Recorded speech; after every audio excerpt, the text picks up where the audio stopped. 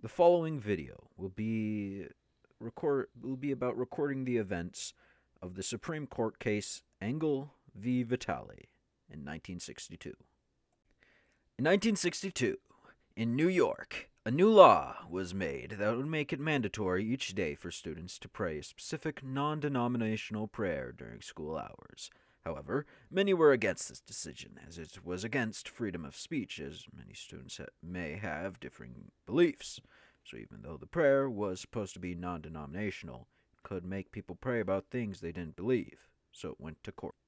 The main issue is the First Amendment, the right to free speech. By having students being forced to say a prayer that may include things they don't believe in, it violates their right to free speech.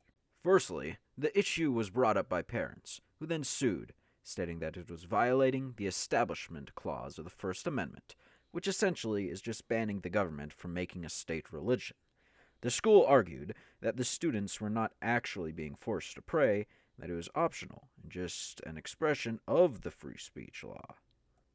It was then sent to New York Court of Appeals and eventually to the Supreme Court, where they ruled that it was unconstitutional, as having students pray when they may not believe in something goes against the First Amendment.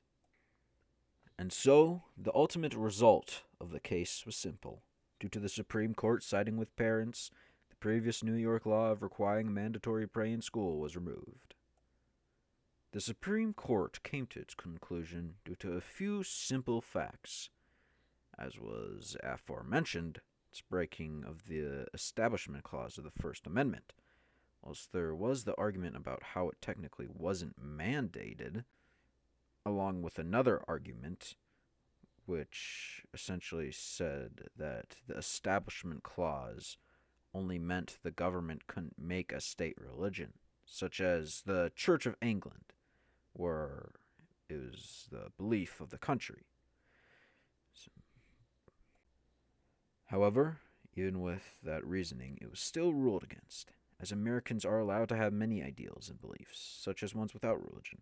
So it was the most fair for the government to not sponsor any religion or belief, even if it's something as broad as simply praying to God.